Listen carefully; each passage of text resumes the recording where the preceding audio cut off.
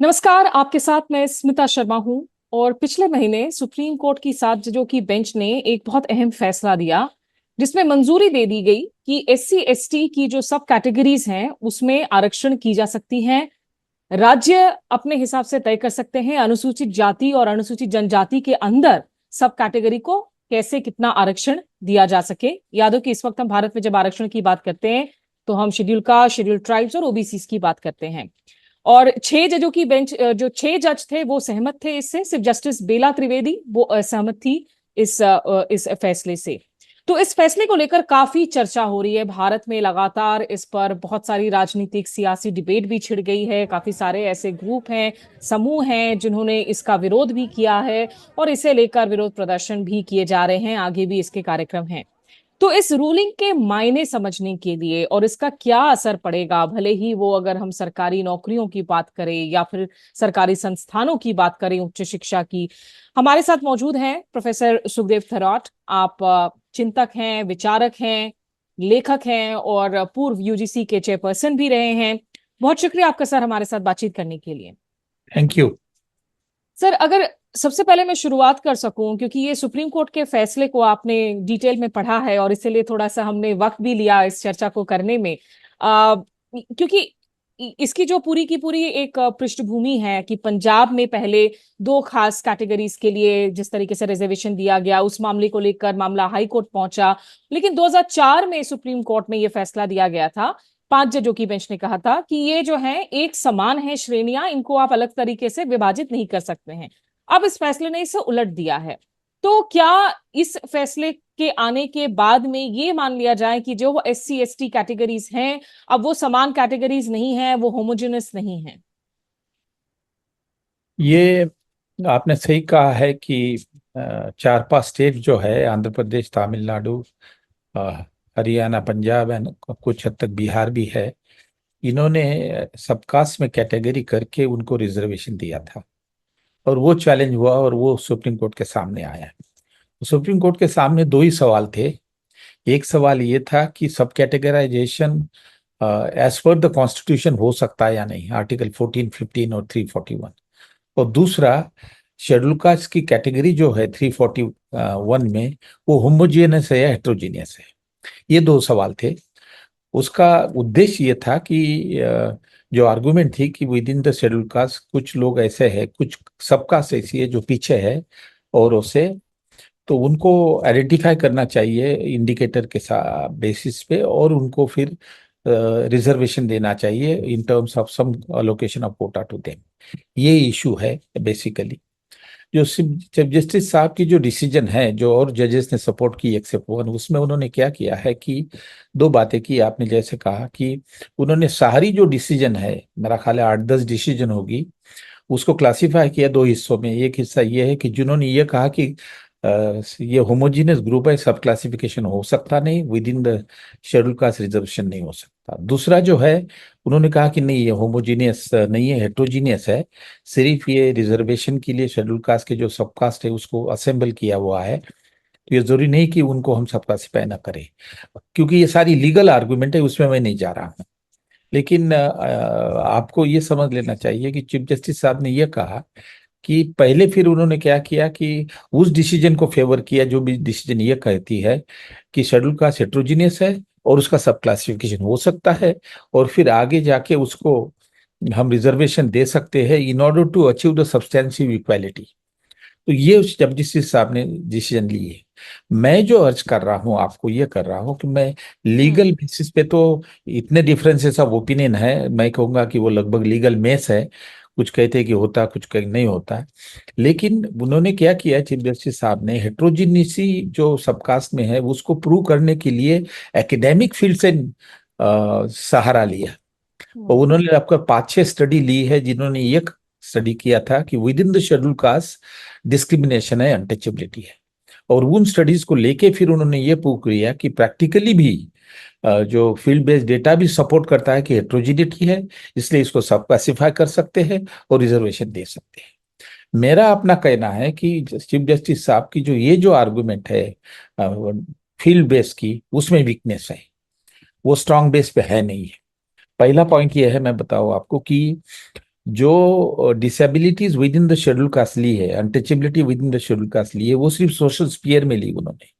जैसे कि social relation है, इंटरकास्ट मैरिज है, कुएं पे पानी भरना नहीं है, एक एक सब कास्ट कहता है कि हमारे टेम्पल में मत आइए। तो ये सोशल रिलीजियस और सिविक स्पीयर में डिसेबिलिटी ली है।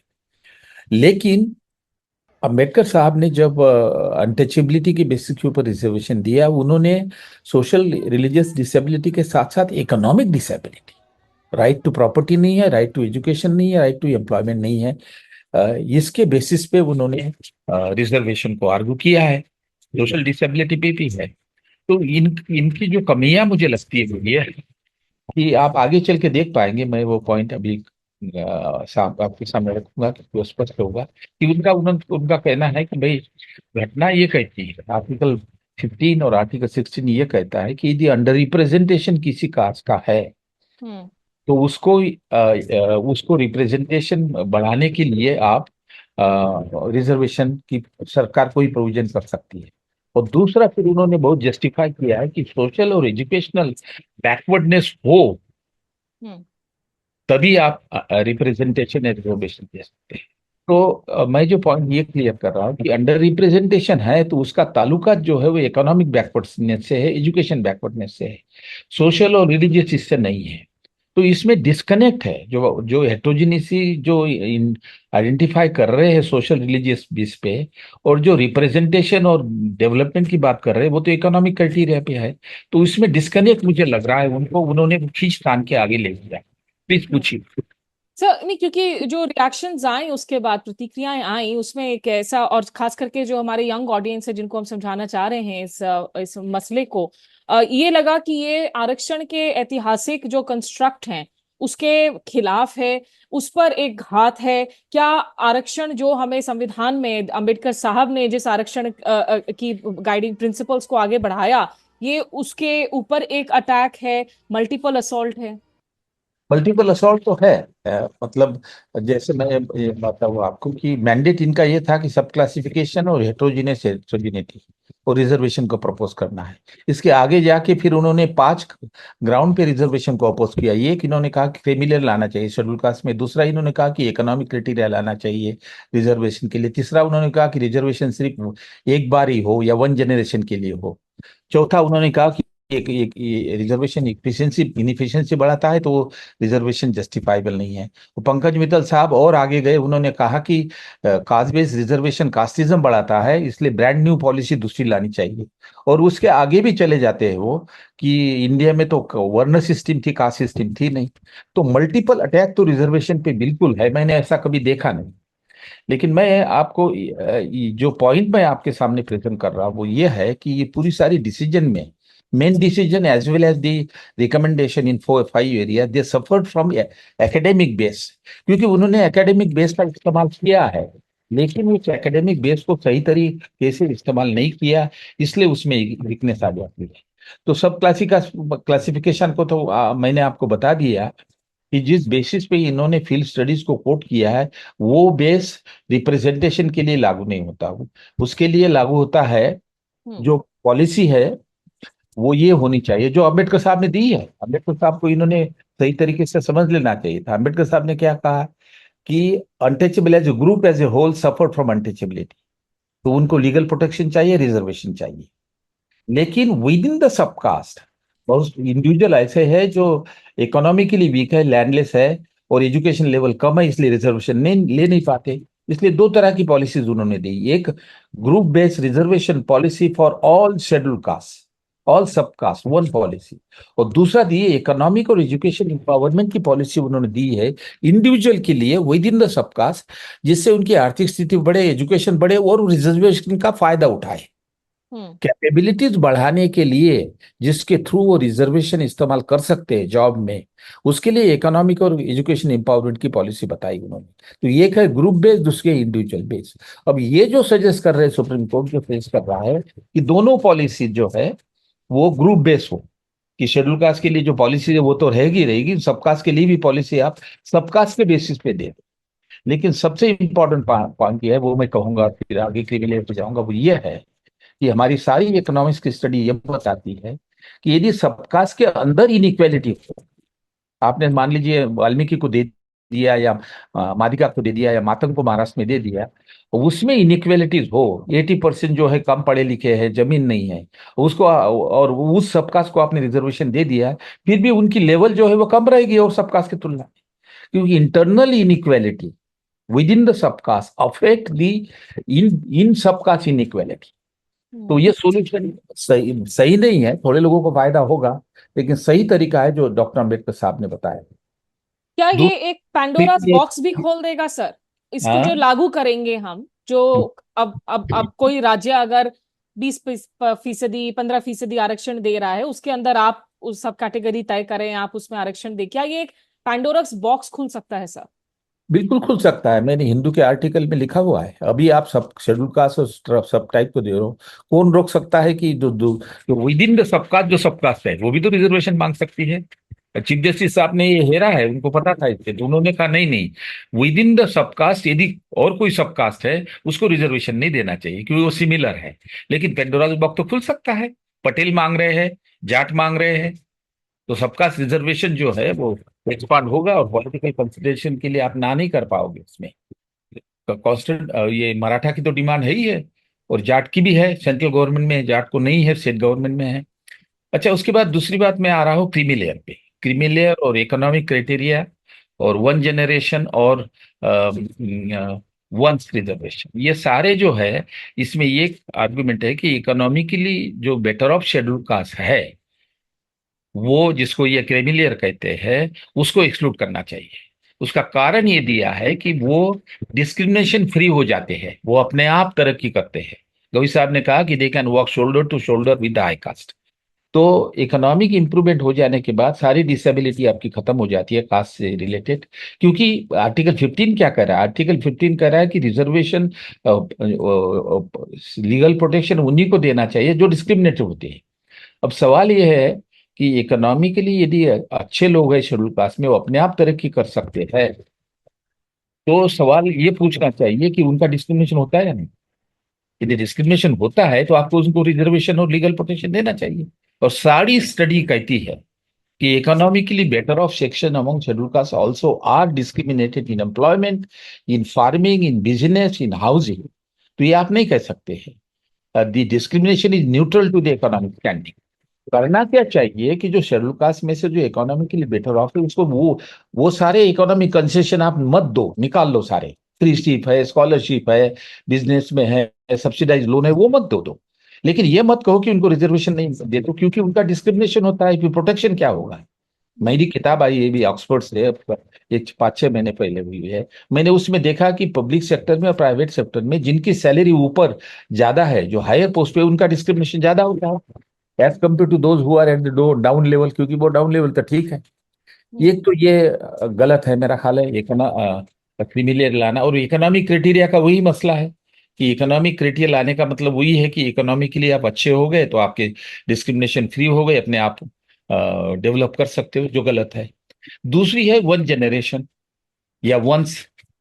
अब कोई डेटा नहीं इनके पास कि 1 या 2 जनरेशन में आपने रिजर्वेशन लिया तो आपकी डिस्क्रिमिनेशन खत्म हो जाता है, अपने आप तरक्की कर सकते हो। ऑन द तो contrary the evidence is that the second generation third generation के लोग को डिस्क्रिमिनेशन फेस करना होता है। अब मैं एजुकेशन का आपको एग्जांपल दे दूं, जो लड़के सुसाइड कर रहे हैं आईआईटी मुंबई या आईआईटी दिल्ली में, मैंने आईआईटी मुंबई के सारे रिपोर्ट पढ़े हैं, वो सारे लड़के इकोनॉमिकली अच्छे बैकग्राउंड के हैं, लेकिन जैसे ही एंटर करते हैं उनका डिस्क्रिमिनेशन होता है। कैटेगरी के लड़के ये, उनको ये किया जाता है। जो सोलंकी लड़का जिसने सुसाइड किया वो तो थर्ड सेकंड जनरेशन का था, उनके फादर जो थे गवर्नमेंट ऑफिसर थे। तो ये भी आर्गुमेंट जो सुप्रीम कोर्ट की है कि वंस एक बार ही रिजर्वेशन हो तो उसको निकाल देना चाहिए, ये भी based on a very poor academic understanding. Last point ये है कि टाइम लिमिट हो, कितने साल तक चलेगा रिजर्वेशन, ये बिल्कुल सही बात है कि रिजर्वेशन डिस्क्रिमिनेटली नहीं होगा, लेकिन किस आधार पे नहीं होगा ये भी तो बताइए आप, उसका जिक्र नहीं है। 2 आधार है उसके, एक है कि यदि डिस्क्रिमिनेशन कम हो गया, इतना कम हो गया कि discrimination is not a obstacle for development, और दूसरा जो है शेड्यूल कास्ट और हाई कास्ट में गैप कम होगी। इसी आधार के ऊपर बुराकुमन जो जापान में उनका रिजर्वेशन विड्रॉ कर गया। इंडिया में क्या सिचुएशन है? अनटचेबिलिटी रैम्पंट है। Every alternate day you see the atrocities against the schedule cast. 1995 से लेके 2022 तक जब लगभग 4 लाख एट्रोसिटी की केसेस रजिस्टर की है, on an average 14,000 more than that annually. इतनी अनटचेबिलिटी कायम है और गैप भी कायम है। कोई भी इंडिकेटर ले लो, इनकम पर कैपिटल ले लो, पॉवर्टी ले लो, माल्न्यूट्रिशन ले लो, अनीमिया ले लो, मार्टेलिटी रेट ले लो, सिविक कम्युनिटीज ले लो, हाउसिंग ले लो, सब में की तरह तो बाहर करके इतनी गैप है। तो जब तक गैप है और जब तक डिस्क्रिमिनेशन है तब तक तो रिजर्वेशन जरूरी है ना। हम्म। लेकिन ये क्वालिफाइड स्टेटमेंट उन्होंने नहीं दिया, पंकज मित्तल ने ना, और क्वालिफाइड स्टेटमेंट देना चाहिए। इसलिए मुझे लग रहा है कि ये एटीट्यूड अलग से है। हम्म। दूसरा पॉइंट, मेरा ख्याल है मैंने ये पॉइंट लगभग खत्म कर दिया, आप सवाल पूछिएगा। ये पंकज मित्तल साहब ये कह रहे हैं, दोनों पॉइंट उसके मैं ले लूंगा, वो बड़े एग्रेसिव है उसमें। एक उन्होंने कहा कि घटना में कॉन्स्टिट्यूशन कास्ट के खिलाफ है हम, और उसी और at the same time we are giving reservation based on caste, it is promoting casteism. अब अम्बेडकर साहब ने इस सवाल का जवाब पहले ही दे चुका है कि भाई रिजर्वेशन दो दे रहे हो आप तो इकोनॉमिकली सोशली इंप्रूव कर रहे शेड्यूल कास्ट को, इनइक्वालिटी यदि कम हो जाती है तो कास्टिज्म घटता है, बढ़ता नहीं है।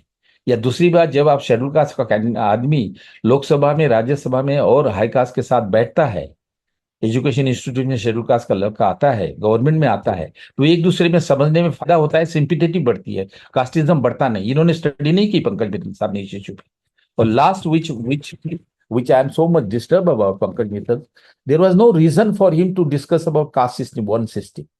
उन्होंने एक अलग से 3 पेज 2 पेज का डिस्कशन किया है कि एंशियंट इंडिया में जो है वर्ण सिस्टम थी, कास्ट सिस्टम था ही नहीं। तो वो उन्होंने कहा कि मैं गीता पढ़ता हूँ, मैं रामचरितमानस पढ़ता हूँ, उसमें वर्ण सिस्टम है। अब रामचरितमानस में तो खैर शूद्र नारी को क्या लिखा है वो सबको मालूम है, लेकिन वो गीता का जो वर्ण सिस्टम है, जो वो कह रहे हैं कि सही मान रहे हैं, वो भी तो रेसिस्ट प्रिंसिपल पे आधारित है। गीता कहता है, मैं आपको बताऊं कि भाई कर्म के आधार पे वर्ण होने चाहिए। क्यों होने चाहिए, क्या जरूरत है कर्म के आधार पे? यदि कोई क्योंकि वर्ण वर्ण यदि आप कायम रखते हो तो उसको वो कन्वर्ट हो जाता है कास्ट सिस्टम। और गीता कहती है कि इनेट क्वालिटीज के बेसिस के ऊपर आप उसका वर्ण तय करो। इसका मतलब है कि हर एक आदमी में इनेट क्वालिटीज है जो बदलती नहीं है, वो कायम रहती है। ये रेसिस्ट थ्योरी है जो अमेरिका में इस्तेमाल हुई कि black are always inefficient, not good as compare to the white. तो ये मनुस्मृति का इस मनुस्मृति से गीता ने उठाया है, जिसको पंकज मित्तल साहब सपोर्ट कर रहे हैं। यदि विश्वास नहीं तो मैं आपको 1 सेकंड में ये पढ़ के सुनाता हूँ। गीता कह रही है, ये Shudra though emancipated by his master is not released from servitude, since that is the innate in him who can set him free from it।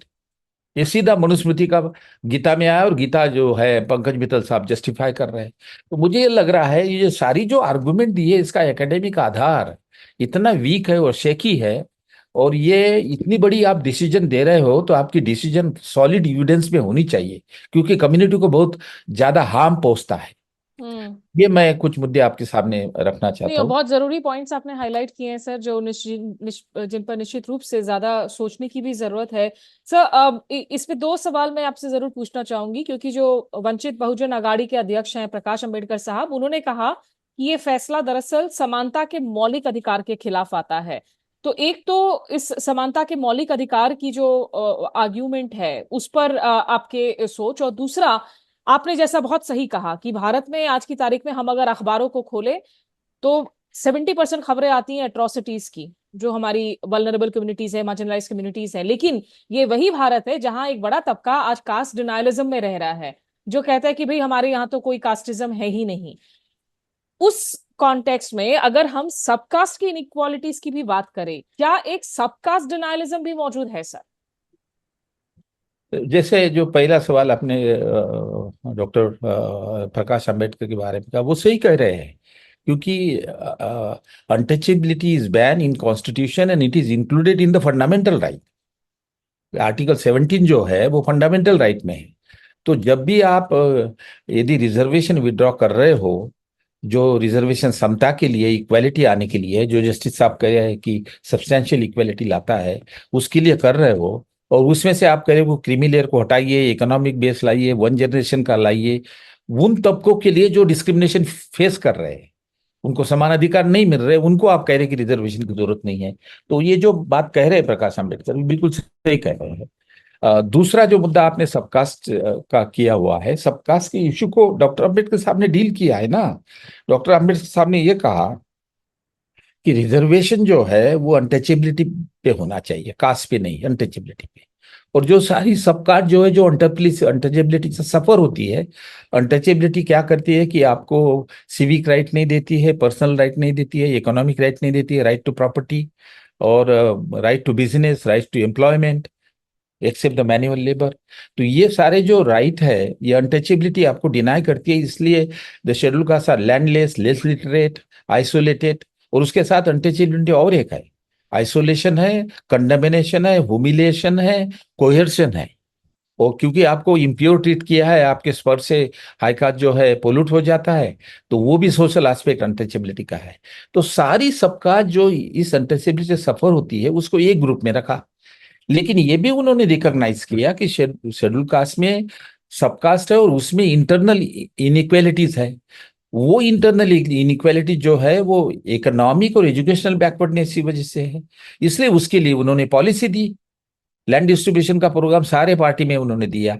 अपनी 3 पॉलिटिकल पार्टीज थी उनकी। स्टेट एंड माइनॉरिटीज में नेशनलाइजेशन ऑफ लैंड दिया और सबको land मिले। फिर 1943 में government of India scholarship, overseas scholarship the education empowerment के लिए। वो सभी सब वो उन्हीं बच्चों के लिए है या उन्हीं व्यक्तियों के लिए लैंड डिस्ट्रीब्यूशन है जो लैंडलेस है। वो इंडिविजुअल के लिए है, ग्रुप के लिए नहीं है। और स्कॉलरशिप भी जो दे रहे हैं उसका इनकम क्राइटेरिया है। उसका मतलब क्या है कि विद इन द सबका जो इकोनॉमिकली एजुकेशनली बैकवर्ड है, जो रिजर्वेशन ले नहीं पाते हैं, उसकी कैपेबिलिटीज बढ़ाओ ताकि वो रिजर्वेशन ले ले, और रिजर्वेशन भी रखो। इसलिए उन्होंने ड्यूअल पॉलिसी रखी, एक group focus policy for reservation and individual focus policy for economic and education empowerment. वो साथ साथ चलेगी, उससे उनकी तरक्की हो जाएगी। लेकिन सुप्रीम कोर्ट जो कह रहा है कि नहीं, हम रिजर्वेशन अनटचेबल को भी देंगे और उसमें सब कास्ट को भी देंगे, तो उससे मुझे लगता है जो सब्सटेंशियल इक्वेलिटी की गोल जो है कॉन्स्टिट्यूशन में, जो चीफ जस्टिस साहब सपोर्ट कर रहे हैं, वो पूरा हो नहीं पाएगा। उसका कारण मैं आपको बताता हूं कि यदि विद इन दी सबका सेल, मांग, मादिका और वाल्मीकि, इसमें 80% जो है इंडिविजुअल, यदि लेस लिटरेट है और लैंडलेस है, तो 20% ही रिजर्वेशन का फायदा उठा पाएंगे। तो जो एवरेज होगा वो सब का वो और कास्ट के तुलना में कम ही होगा, प्रॉब्लम कायम रहेगा। अभी आप कह रहे हो ना कि मांग, मादिका, वाल्मीकि का एवरेज रिप्रेजेंटेशन है जो महार, माला और इसके तुलना में, चमार के तुलना में ज्यादा है। लेकिन आपने रिजर्वेशन भी दिया तो वो एवरेज बढ़ेगा नहीं ना, क्योंकि इंटरनल इनइक्वालिटी बहुत ज्यादा है। तो डॉक्टर अंबेडकर साहब सही कह रहे थे कि रिजर्वेशन भी दे दो ताकि जॉब में शेयर मिले। लेकिन रिजर्वेशन की इस्तेमाल करने के लिए, कैपेबिलिटी बढ़ाने के लिए, एक्सेस बढ़ाने के लिए, इकोनॉमिक और एजुकेशन एम्पावरमेंट इंडिविजुअल का करो। तो मुझे लगता है अंबेडकर साहब को वो सही तरीके से समझने की कोशिश करनी चाहिए थी। अंबेडकर साहब को गलत काम के लिए, गलत रीजन के लिए वहां कोट किया है, सही तरीके से नहीं किया है। सर, एक जो आखिरी मुद्दा है जिस पर मैं बात करना चाहूंगी आपसे, और 2-3 सवाल, क्योंकि कोर्ट ने ये कहा कि ये जो सब क्लासिफिकेशन है, ये this has to be based on quantifiable and demonstrable data by the states which can not act on its own whims, कि आपके पास जो है क्वांटिफाइबल डेटा हो और वो डेटा इनफ डेमोन्स्ट्रेट करता हो कि इस आरक्षण की जरूरत है इस कैटेगरी को। लेकिन यहाँ इंडिया में हम इस वक्त जो जिस मसले से जूझ रहे हैं कि एक तो सेंसस ही नहीं हुआ है, और दूसरा कास्ट सेंसस को लेकर इतनी ज्यादा जो है डिबेट छिड़ी हुई है जाति जनगणना को लेकर। हालांकि अब जो है आरएसएस का भी बयान आया है कि वो उसके खिलाफ नहीं है। किस तरीके से आएगा ये डेटा और कैसे ये डेटा जो है विश्वसनीय हो सकता है सर? आपने शर्मा जी, आपने बहुत अच्छा सवाल पूछा है। और ये जो रिकमेंडेशन है कमीशन की वो सही है, फॉर डिफरेंट रीजन, कि कोई भी पॉलिसीज हो वो एविडेंस बेस्ड होनी चाहिए, डेटा होना चाहिए।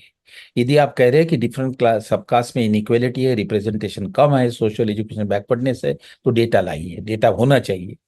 और उसके बाद with in the group inequality है, वो भी डेटा होना चाहिए। तो जब तक के caste wise economic social political educational standing हमें पता न चले, तब तक जो है वो सारी पॉलिसी अजम्पशन पे रहेगी, कंजक्चर पे रहेगी। और इस डिसीजन में, इस जजमेंट में बहुत सारे एकेडमिक अजम्पशन है, एविडेंस कम है, मैं बताऊं आपको ऑल पॉइंट पे। तो आपने सही कहा कि कास्ट सेंसस होना चाहिए, और जो कास्ट सेंसस हुआ है उसमें काफी इंफॉर्मेशन है, मैं बताऊं उसका भी, उसमें सबकास्ट का कोड है। तो बहुत सारा आप कर सकते हो, लेकिन वो डिफिकल्ट होता है। मुझे मालूम है, मैं आपको एग्जांपल दे दूं कि जब मैं चेयरमैन था आईसीएसआर का, तो मुझे एक कमेटी का चेयरमैन बना दिया कि जाट को रिजर्वेशन मिलना चाहिए नहीं। जाट को स्टेट में है लेकिन केंद्र में मिलना चाहिए नहीं। जब मैंने देखा वो 4-5 स्टेट की स्टडीज थी जिसके बेसिस के ऊपर स्टेट में रिजर्वेशन दिया, वो इतनी वीक थी कि पूछो मत। तो मैं ज्यादा रिकमेंड नहीं कर पाया और सुप्रीम कोर्ट ने उसको रिजेक्ट कर दिया फिर जाट को, कि सेंट्रल गवर्नमेंट में रिजर्वेशन नहीं मिलेगा। और सबसे बड़ी बात है कि डिस्क्रिमिनेशन यदि कॉज है तो वो रिजर्वेशन आता है ना, दूसरे कॉज की वजह से रिजर्वेशन आता नहीं है। तो डिस्क्रिमिनेशन कितना है ये भी होना चाहिए। तो मैं बिल्कुल इसको सपोर्ट करता हूँ कि अभी सेंसस होने वाला है, तो उसमें ये कास्ट बेस हो, और नए नए सवाल डालने पड़ेंगे, नए नए सवाल आपको पूछने पड़ेंगे। जो पहले वाले हैं उसमें इंप्रूवमेंट करनी पड़ेगी यदि आपको हर एक सबकास्ट की आर्थिक सामाजिक और राजकीय और सारी स्थिति देखना है तो। किस तरह के सवाल सर, थोड़ा इलाबरेट करेंगे आप, कैसे सवाल ऐड हो सकते हैं ताकि ये बेटर हो सके ये पूरी एक्सरसाइज? एक तो है उनके मीन्स ऑफ प्रोडक्शन हो, ऑक्यूपेशन हो, लैंड ओनरशिप हो, बिजनेस हो, एम्प्लॉयमेंट हो, इसके ऊपर डेटा, एजुकेशनल लेवल हो, सिविक कम्युनिटीज का उनका एक्सेस क्या है वो हो, और फिर डिस्क्रिमिनेशन हो। अब डिस्क्रिमिनेशन तो अनटचेबिलिटी एक्ट में, एट्रोसिटी एक्ट में है, 37 फॉर्म्स ऑफ डिस्क्रिमिनेशन है, लेकिन वो सोशल और रिलीजियस और कल्चरल स्पीयर में है। इकोनॉमिक और एजुकेशन स्पीयर में बहुत कम है। सही तो इकोनॉमिक्स और एजुकेशन ही है ना बैकवर्डनेस के लिए। तो उसमें डाटा कलेक्ट करना चाहिए कि इकोनॉमिक बैकवर्डनेस क्या है, एजुकेशनल बैकवर्डनेस क्या है। लेकिन सबसे ज्यादा सोशल इकोनॉमिक एजुकेशन में कास्ट बेस्ड डिस्क्रिमिनेशन होता है या नहीं, इसके ऊपर डाटा होना चाहिए, जो नहीं है हमारे पास। सुप्रीम कोर्ट क्या कह रहा है मैं बताऊं आपको, सारी बिल्कुल सर। डिसीजन में सुप्रीम कोर्ट की एडवाइस क्या होती है। स्टेट को जो है प्रमोशन की इशू पे उन्होंने एडवाइस किया है, यदि प्रमोशन में हाई पोजीशन में यदि उनका प्रोपोर्शन शेड्यूल कास्ट का यदि कम है तो आप प्रमोशन को कंसिडर कर सकते हैं। भाई वो बेसिस नहीं है ना, अंडर रिप्रेजेंटेशन तो बेसिस है, लेकिन अंडर रिप्रेजेंटेशन डिस्क्रिमिनेशन की वजह से है, या आपके पास मेरिट नहीं है, इसमें डिस्टिंक्शन करना चाहिए ना। Reservation policy is only for those group which are discriminated based on caste. So you have to prove the discrimination. वो जो इकोनॉमिकली क्लास के लिए दिया है वो अलग पॉलिसी है, उसको रिजर्वेशन पॉलिसी कहना नहीं चाहिए था। तो मैं ये कहता हूं कि डिस्क्रिमिनेशन का डाटा हो। अभी तक कोई सर्वे नहीं है, बताओ बताओ मैं गवर्नमेंट का। एट्रोसिटी एक्ट में लिखा हुआ है कि हर 5 साल के बाद अनटचेबिलिटी का सर्वे हो, लेकिन नहीं हुआ है। तो वो भी हमें मालूम नहीं है। We are basing all our thinking on the assumption. तो ये कुछ नए सारे एस्पेक्ट उसमें सेंसस में डालने पड़ेंगे। सरकार को कमेटी, यदि सिंसियर सरकार है और कास्ट का सेंसस करना चाहती है, तो कमेटी बिठाए और नए डायमेंशन के लिए उसमें लाई ये सवाल पूछने के लिए। सर आखिरी सवाल, क्योंकि अभी चुनावों के पहले, लोकसभा चुनाव के पहले मैं अलग अलग राज्य जा रही थी और काफी उत्तर प्रदेश के खास करके जो दलित प्रमुख क्षेत्र वगैरह हैं, वो फियर ऑन द ग्राउंड बड़ा रियल नजर आ रहा था कि संविधान पर आक्षेप हो रहा है, आरक्षण को बदल दिया जाएगा। हाल में अभी लैटरल एंट्री का मसला हुआ यूपीएससी में, सिविल सर्विसेज में, और उसको लेकर भी हंगामा हुआ कि वहां पर भी आप आरक्षण की नीति को जो है आप उसको दरकिनार कर रहे हैं। ये जो देश में आज की तारीख में एक, हालांकि जो हुकूमत है इस वक्त वो ये बयान अब दे रही है कि भाई हम आरक्षण के खिलाफ नहीं है, लेकिन एक जो एक फियर है दलितों में, एससी एसटी कम्युनिटीज में, कि हमसे हमारा संवैधानिक हक ले लिया जाएगा, हमारा आरक्षण पर जो है घात किया जा रहा है, इस फियर को आप कितना रियल मानते हैं सर? मुझे लगता है वो फेयर सही है। यदि आप सुप्रीम कोर्ट के सामने जो जजमेंट, ये जजमेंट 10-15 साल से पड़ी हुई थी, ये ले लिए, देयर इज अनदर जजमेंट की टाइम पीरियड भी हो। अंबेडकर साहब ने सिर्फ 10 साल कहे थे और 10 साल के बाद रिजर्वेशन बंद होना चाहिए, वो भी पिटिशन अभी पड़ी हुई है। मुझे लगता है कि जो सवाल ये है कि अ, वो आइडियोलॉजिकल फोर्सेस, उसको मैं ब्राह्मणिकल फोर्सेस कहूंगा, आइडियोलॉजिकल फोर्सेस जो उभर के आए हैं, वो ज्यादातर इक्वल राइट देने के फेवर में नहीं है, रिजर्वेशन के फेवर में नहीं है। और इसलिए on one or other pretext जो है रिजर्वेशन को और schedule caste schedule tribe schedule caste को पर्टिकुलरली उनके पॉलिसीज को विरोध किया जा रहा है। कभी कभी आता है कि इकोनॉमिक बेस हो रिजर्वेशन पॉलिसीज को, लेकिन लार्जर लेवल पे तो बहुत सारी बातें हो रही है। कॉन्स्टिट्यूशन का बेस जो है, एक्सट्रीम केस में कहते हैं कि मनुस्मृति हो, कॉन्स्टिट्यूशन का बेस जो है गीता हो। तो ये जो जो आइडियोलॉजी और ब्राह्मणिज्म है, जो प्रिविलेजेस हाई कास्ट के लिए जो रिटेन करना चाहती है, उसका काफी उभार हुआ है। और उसके चलते आप देखेंगे फिर कि जो जो पॉलिसी शेड्यूल कास्ट के लिए है, उसका उसको अंडरमाइन किया जा रहा है। अब मैं आपको बताऊं, नहीं एजुकेशन एजुकेशन फील्ड से मुझे मालूम है कि कौन सी फेलोशिप स्टॉप की है। मैंने 1932 सेंटर सेटअप किए थे, centre for social exclusion and inclusive policy, ताकि कास्ट की स्टडी हो। सबकी ग्रांट बंद हो गई है। महिलाओं की सेंटर की भी ग्रांट बंद हो जा रही थी, लेकिन महिलाओं ने जो है विरोध किया, इसलिए वो महिलाओं के 70 सेंटर कायम है। तो मुझे लगता है कि जनरल ट्रेंड जो है वो इक्वेलिटी और इक्वल अपॉर्चुनिटी देने पे नहीं है, और वो विरुद्ध दिशा में जा रहा है। एक तरीके से डॉक्टर अंबेडकर ने कहा कि इंडिया की हिस्ट्री जो है वो रिवोल्यूशन और काउंटर रिवोल्यूशन की है। रिवोल्यूशन समता की बात करती है, फ्रीडम की बात करती है, फ्रेटर्निटी की बात करती है। काउंटर रिवोल्यूशन जो है वो समता के सपोर्ट में है नहीं, फ्रीडम के सपोर्ट में है नहीं, डेमोक्रेसी के उतने सपोर्ट पे नहीं। तो ये तो उन्होंने 1944 में मद्रास में कहा था कि present period is period of counter revolution. तो मुझे लगता है कि उसका उच्चांक है अभी काउंटर रिवोल्यूशन का। हम्म। और उसमें जो है अभी मेरिट की बात जोड़कर जो है उस काउंटर आर्ग्यूमेंट को पेश किया जाता है कि नहीं, क्योंकि वो मेरिट जो है वो सफर कर रहा है। और दूसरी बात है कि अगर आप जितना कास्ट सेंसस करेंगे समाज उतना विभाजित होगा। ये आर्ग्यूमेंट एज अ काउंटर पेश किया जाता है। तो शर्मा जी, ये तो आर्गुमेंट जजमेंट में भी है। पंकज मित्तल ने कही हुई है कि reservation should be remove for the sake of promoting efficiency. अच्छा, इसका भी कोई आधार नहीं है, एकेडमिक आधार नहीं है। सारी डिसीजन जो है अजम्पशन पे, कंजक्चर पे, ये कम्युनिटी का भवितव्य लाइफ एंड डेथ है, और अजम्पशन पे आप आर्गुमेंट दे रहे हो।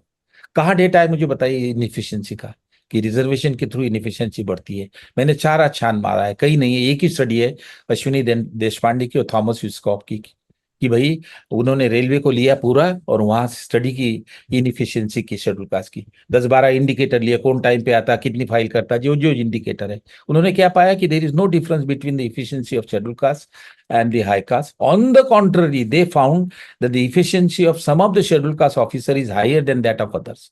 क्योंकि वो रीजन दे रही है, क्योंकि उनके ऊपर एक स्टिग्मा होता है कि आप रिजर्वेशन के थ्रू आए तो दे वर्क वेरी हार्ड। तो ये जो है ये सारी प्रिजुडिशियल है। क्योंकि इसका लार्जर डायमेंशन जो है मैं बताऊं वो ये है कि कास्ट सिस्टम हायर कास्ट को प्रिविलेजेस देती है, इकोनॉमिक सोशल। और वो प्रिविलेजेस जो मिलती है वो at the cost of the denial to the untouchable. आपको जमीन चाहिए तो शेड्यूल कास्ट को जमीन ना हो, आपको शिक्षा चाहिए तो शेड्यूल कास्ट को शिक्षा ना हो। तो ये जो है the high cast benefit eight the cost of the lower caste. और वो प्रिविलेजेस जो जा रहे हैं, उनकी स्पेस जो दी जा रही है शेड्यूल कास्ट इनको, उसके उसके चलते दुख है, और कोई कारण नहीं है। कोई उसमें सोशल वही नहीं है, शेयर मटेरियल गेन है, ग्रीड है, कि हमें ये मिल रहा था, हमें अभी मिल नहीं रहा, हमारे इसमें और लोग जो है एंटर कर रहे हैं। तो ये मैं समझता हूं कि ये उद्दिष्ट है। और इस सिचुएशन में जो दुनिया में क्या हुआ है, रिपरेशन हुआ है, कंपनसेशन दिया हुआ है, जमीनें दी हुई है, पैसा दिया हुआ है जिन लोगों को राइट डिनाई किया है। जू को दिया जर्मनी ने, जापानीज को दिया अमेरिकन ने, जब उनके ऊपर उनको ये किया था सेकंड वर्ल्ड वॉर। जो महिलाएं जिनके साथ सेक्सुअल एक्सप्लॉयटेशन हुआ कोरिया में जापानी सोल्जर के थ्रू, उनको कंपनसेशन मिला। अफ्रीकन अमेरिकन को कंपनसेशन मिला है, अनटचेबल को कंपनसेशन होना चाहिए रिजर्वेशन के साथ साथ। तो ये सवाल सारा मटेरियल गेन का है, कि हमारे प्रिविलेजेस जा रहे हैं, आपको मिल रहा है। That is why this opposition on one or other ground, efficiency, creamy layer, economic base, one generation, once, ये सारी आर्गुमेंट का जो मोटिव है वो ये है दरअसल। वो जजेस का नहीं, जजेस को मैं मोटिव नहीं एट्रीब्यूट कर रहा हूं, वो एकेडमिक्स के उठा रहे हैं। जो एकेडमिक लिख रहे हैं उसी से उठा के वो ले रहे हैं, लेकिन वेरीफाई नहीं कर रहे कि ये जो एकेडमिक कह रहा है वो सही या नहीं। ये हम्म। सारे सवालों का जवाब मैंने 2006 में ईपीडब्ल्यू के एक आर्टिकल में दिया है। ये सारी जो पांच सारी आर्गुमेंट है। ठीक है सर, बहुत शुक्रिया आपका इस जजमेंट को डिटेल में हमारे लिए ब्रेक डाउन करने के लिए, और क्यों ये प्रॉब्लमैटिक है, किन मुद्दों पर बहस होनी चाहिए, किन मुद्दों पर चर्चा की जरूरत है, और जो जरूरी बात है कि जब हम सोशल जस्टिस की बात करते हैं, दशकों से जो चीजें चली आ रही हैं, इसके बाद भी आज भी समाज में हमारे जिस तरीके से ये शोषण, डिस्क्रिमिनेशन जारी है, इतने हमारे वल्नरेबल और कम्युनिटीज के खिलाफ, मार्जिनलाइज कम्युनिटीज के खिलाफ, इस पूरे रूलिंग के बाद में ये बहुत ज्यादा जो है और गंभीर सवालिया निशान खड़े हो जाते हैं कि आगे जाकर जो है आखिर क्या स्वरूप होगा पूरे के पूरे हमारे सोशल जस्टिस कॉन्स्ट्रक्ट का। बहुत शुक्रिया प्रोफेसर थोराट आपका हमारे साथ जुड़ने के लिए। मुझे मैं इतना ही कहूंगा कि सुप्रीम कोर्ट से मेरी रिक्वेस्ट है कि इसको रिव्यू करे, हम्म। और क्योंकि ये सब्सटेंशियल ग्राउंड पे है नहीं, इसकी हानि हो सकती है। आप क्रीमी से एक सेक्शन को हटा रहे हो, आप इकोनॉमिक क्राइटेरिया से एक सेक्शन को हटा रहे हो, आप वन जनरेशन ने इस्तेमाल किया उसको हटा रहे हो, बचा क्या? हम्म। और किसको इसका हानि बहुत ज्यादा शेड्यूल कास्ट को होने की संभावना है। अभी उसका आइडिया नहीं आ रहा है, इसलिए सेंसस जरूरी है। मैं आपको एक एग्जांपल दूं और रुक जाता हूँ। सॉरी, मैं थोड़ा सा टाइम ये नहीं कर नहीं, रहा। कोई बात नहीं, सर बताइए। शेड्यूल कास्ट को 1750 में मिलिट्री में एंट्री थी, ब्रिटिशर ने दी थी ईस्ट इंडिया कंपनी में। 1750 से 1892 तक एंट्री थी मिलिट्री में। वो लड़े। वो आपको कोरेगांव का एग्जाम्पल मालूम है, वहां सारे महार बटालियन के लोग थे। लेकिन 1992 में जब मराठास और हाई कास्ट के मिलिट्री में आए, उन्होंने कहा कि अनटचेबल वर्क मिलिट्री के साथ हम नहीं रह सकते, ऑफिसर के साथ हम काम नहीं कर सकते। तो ब्रिटिश ने इनको खुश करना था, हाई कास्ट को। तो उन्होंने क्या किया, एक कमेटी बिठाई, और उस उन्होंने कॉन्सेप्ट ऑफ मार्शल रेस लाया कि जिनकी मार्शल रेस है उन्हीं को मिलिट्री में रहेंगे, जिसकी लंबाई ज्यादा हो, छाती बड़ी हो। उसमें सारे सिख और जाट आ गए और शेड्यूल कास्ट को निकाल दिया। जिन्होंने 137 ईयर तक ब्रिटिश के साथ मिलिट्री में काम किया, उनको हटा दिया कि वो मार्शल रेस था नहीं। तो 1882 से लेकर 1942 जब अंबेडकर साहब ने फिर शुरू किया मार बटालियन, 50 साल तक शेड्यूल कास्ट को मिलिट्री में एडमिशन नहीं मिली, और इतनी उनकी अंडर डेवलपमेंट हुई, क्योंकि militarization, urbanization was the only way for their development. वो रोक दिया गलत डिसीजन की वजह से। ऐसा ना हो कि सुप्रीम कोर्ट ये डिसीजन ले ले वीक एकेडमिक बेसिस पे, और उसकी हानि और परिणाम जो है शेड्यूल कास्ट पे हो। तो ये सोच समझकर सुप्रीम कोर्ट ने डिसीजन लेना चाहिए, रिव्यू करना चाहिए, एविडेंस लेना चाहिए, और इसके ऊपर रीथिंकिंग होना जरूरी है। बहुत थैंक फोर्सफुली यू। आपने बहुत स्ट्रांग पॉइंट्स रखे हैं सर। उम्मीद करते हैं कि इस मामले की जो है समीक्षा का कोई अवसर हो सके। बहुत शुक्रिया आपका हमारे साथ जुड़ने के लिए, और जो दर्शक भी हमारे साथ जुड़े, आपका शुक्रिया। नमस्कार, आदाब।